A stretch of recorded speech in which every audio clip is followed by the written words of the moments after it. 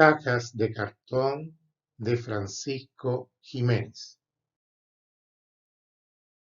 Era fines de agosto, Hito, el aparcero, ya no sonreía. Era natural, la cosecha de fresas terminaba y los trabajadores, casi todos braceros, no recogían tantas cajas de fresas como en los meses de junio y julio. Cada día el número de braceros disminuía. El domingo, solo uno, el mejor pescador, vino a trabajar. A mí me caía bien. A veces hablábamos durante nuestra media hora de almuerzo. Así fue como supe que era de Jalisco, de mi tierra natal. Ese domingo fue la última vez que lo vi. Cuando el sol se escondía detrás de las montañas, Ito nos señaló que era hora de ir a casa. Ya es hora, gritó en su español mocho. Esas eran las palabras que yo ansiosamente esperaba 12 horas al día, todos los días, los 7 días de la semana tras semana, y el pensar que no las volvería a oír me entristeció.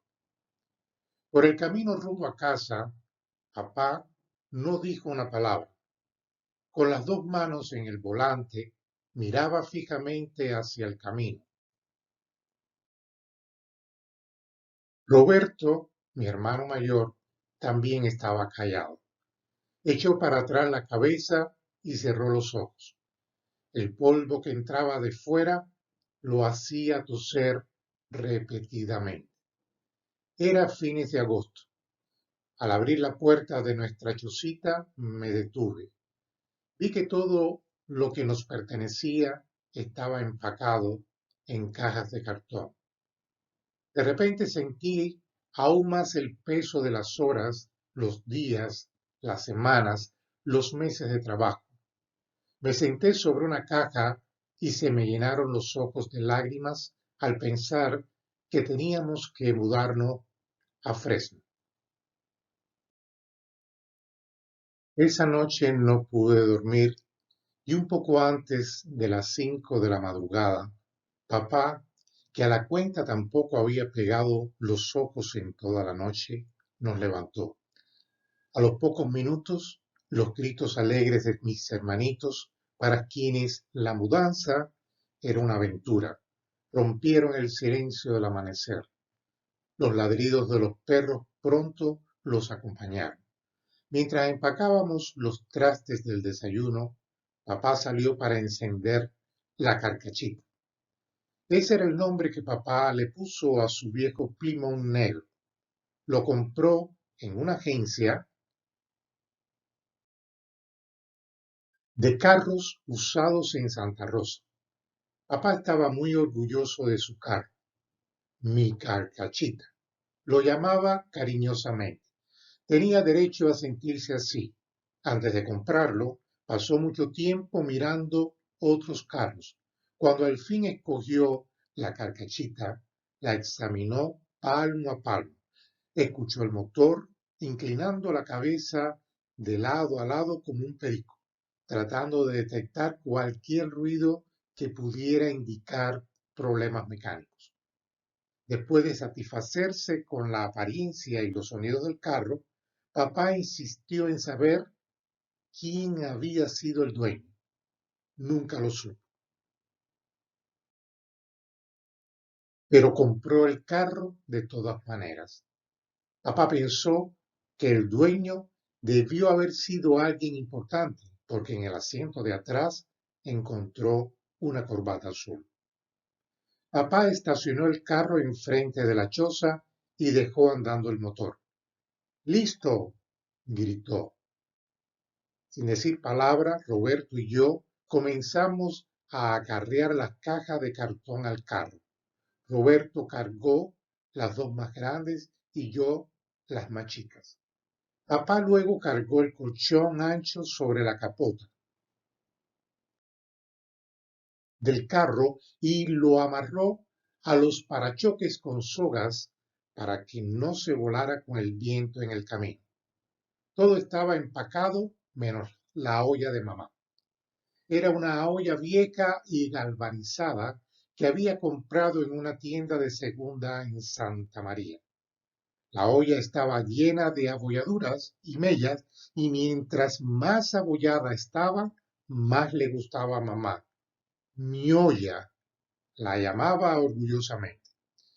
Sujeté abierta la puerta de la chocita mientras mamá sacó cuidadosamente su olla, agarrándola por las dos asas para no derramar los frijoles cocidos. Cuando llegó al carro, papá tendió las manos para ayudarle con ella. Roberto abrió la puerta posterior del carro y papá puso la olla con mucho cuidado en el piso detrás del asiento. Todos subimos a la carcachita. Papá suspiró, se limpió el sudor de la frente con las mangas de la camisa y dijo con cansancio: es todo. Mientras nos alejábamos, se me hizo un nudo en la garganta. Me volví y miré nuestra chocita por última vez. Al ponerse el sol llegamos a un campo de trabajo cerca de Fresno. Ya que papá no hablaba inglés, mamá le preguntó al capataz si necesitaba más trabajadores. No necesitamos a nadie, dijo él rascándose la cabeza. Pregúntele a Sullivan. Mire, siga este camino hasta que llegue a una casa grande y blanca con una cerca alrededor. Allí vive él. Cuando llegamos allí, mamá se dirigió a la casa, cruzó la cerca, pasando entre filas de rosales hasta llegar a la puerta. Tocó el timbre. Las luces del portal se encendieron y un hombre alto y fornido salió. Hablaron brevemente. Cuando él entró en la casa, mamá se apresuró hacia el carro. Tenemos trabajo. El Señor nos permitió quedarnos aquí toda la temporada, dijo un poco sofocada de gusto y apuntando hacia un garaje viejo que estaba cerca de los establos. El garaje estaba gastado por los años. Roídas por comejenes, las paredes apenas sostenían el techo agujereado. No tenía ventanas y el piso de tierra suelta ensabanaba todo de polvo. Esa noche, a la luz de una lámpara de petróleo, desempacamos las cosas y empezamos a preparar la habitación para vivir. Roberto enérgicamente se puso a barrer el suelo, papá llenó los agujeros de las paredes con periódicos viejos y hojas de lata.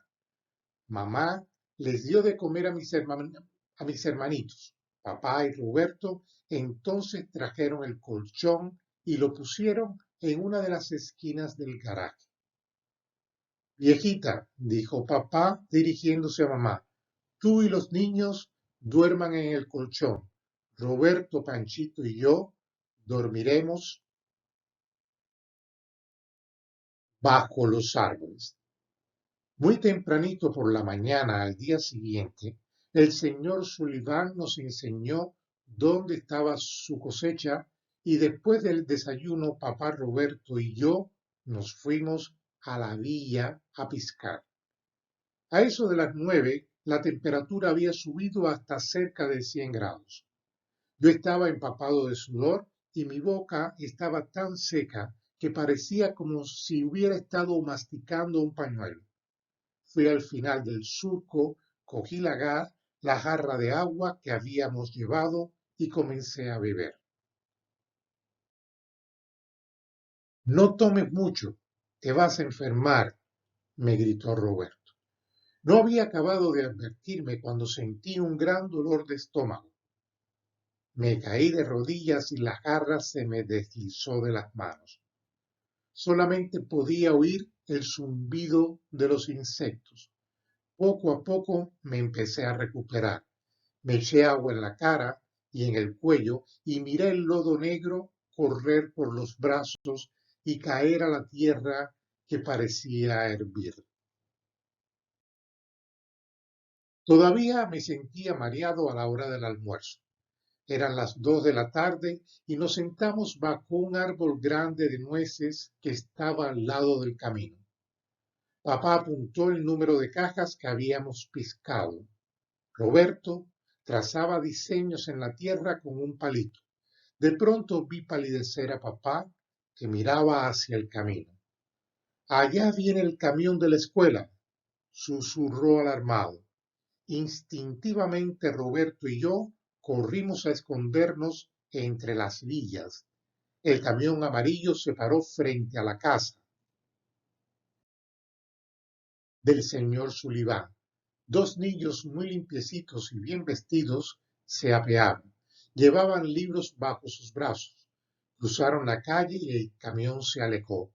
Roberto y yo salimos de nuestro escondite y regresamos a donde estaba papá. Tienen que tener cuidado, nos advirtió.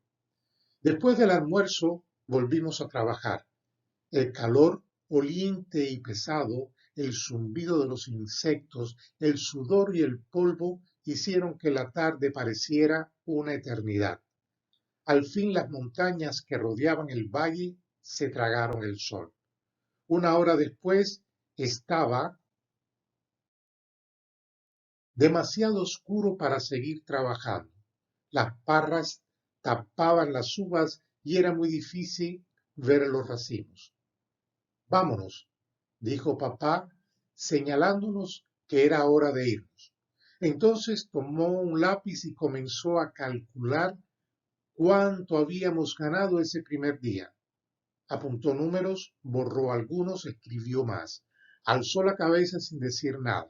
Sus tristes ojos sumidos estaban humedecidos. Cuando regresamos del trabajo, nos bañamos afuera con el agua fría bajo una manguera. Luego nos sentamos a la mesa hecha de cajones de madera y comimos con hambre la sopa de fideos, las papas y tortillas de harina blanca recién hechas. Después de cenar nos acostamos a dormir, listos para empezar a trabajar a la salida del sol. Al día siguiente, cuando me desperté, me sentía magullado, me dolía todo el cuerpo. Apenas podía mover los brazos y las piernas. Todas las mañanas cuando me levantaba, me pasaba lo mismo hasta que mis músculos se acostumbraron a ese trabajo. Era lunes, la primera semana de noviembre. La temporada de uvas se había terminado y yo podía ir a la escuela. Me desperté temprano esa mañana y me quedé acostado mirando las estrellas y saboreando el pensamiento de no ir a trabajar y de empezar el 6º grado por primera vez ese año. Como no podía dormir, decidí levantarme y desayunar con papá y Roberto. Me senté cabizbajo frente a mi hermano. No quería mirarlo porque sabía que estaba triste. Él no asistiría a la escuela hoy ni mañana, ni la próxima semana. No iría hasta que se acabara la temporada de algodón y eso sería en febrero.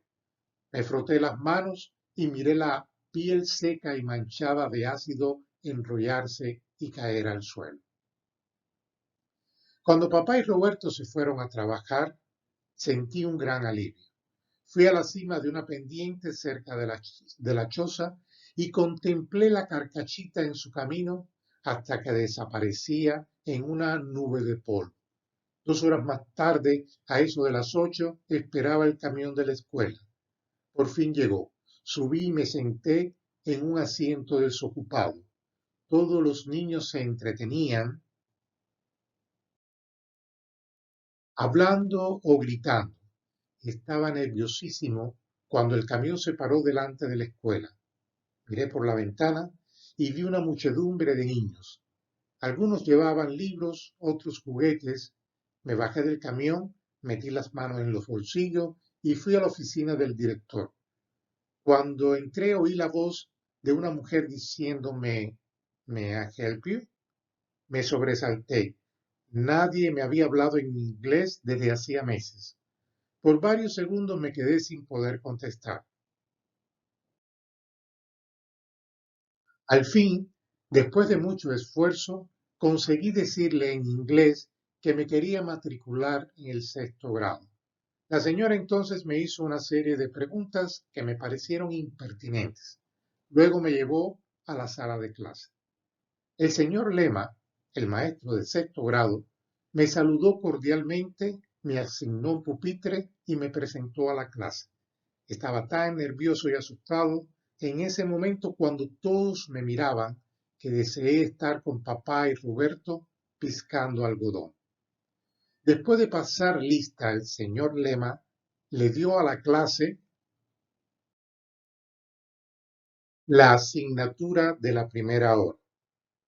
Lo primero que haremos esta mañana es terminar de leer el cuento que comenzamos ayer, dijo con entusiasmo. Se acercó a mí, me dio su libro y me pidió que leyera. Estamos en la página 125, me dijo. Cuando lo oí, sentí que toda la sangre se me subía a la cabeza, me sentí mareado. ¿Quisieras leer? Me preguntó en un tono indeciso. Abrí el libro a la página 125. Sentí la boca seca. Los ojos se me comenzaron a aguar. El señor Lema entonces le pidió a otro niño que leyera. Durante el resto de la hora me empecé a enojar más y más conmigo mismo. Debí haber leído, pensaba yo. Durante el recreo me llevé el libro al baño y lo abrí a la página 125. Empecé a leer en voz baja, pretendiendo que estaba en clase. Había muchas palabras que no sabía. Cerré el libro y volví a la sala de clase. El señor Lema estaba sentado en su escritorio. Cuando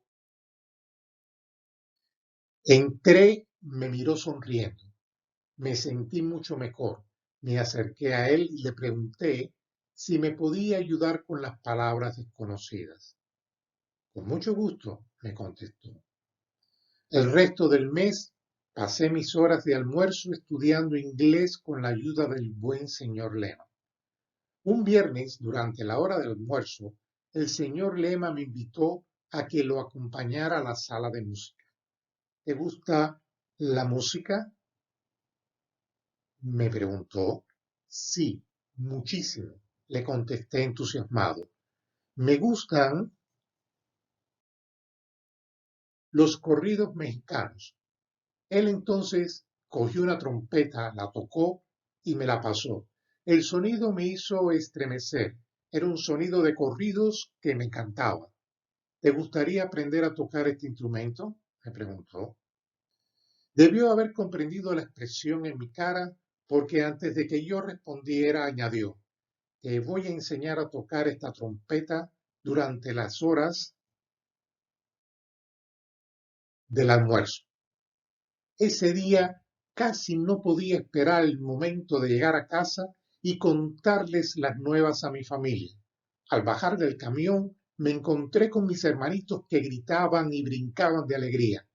Pensé que era porque yo había llegado, pero al abrir la puerta de la chocita vi que todo estaba empacado en cajas de cartón.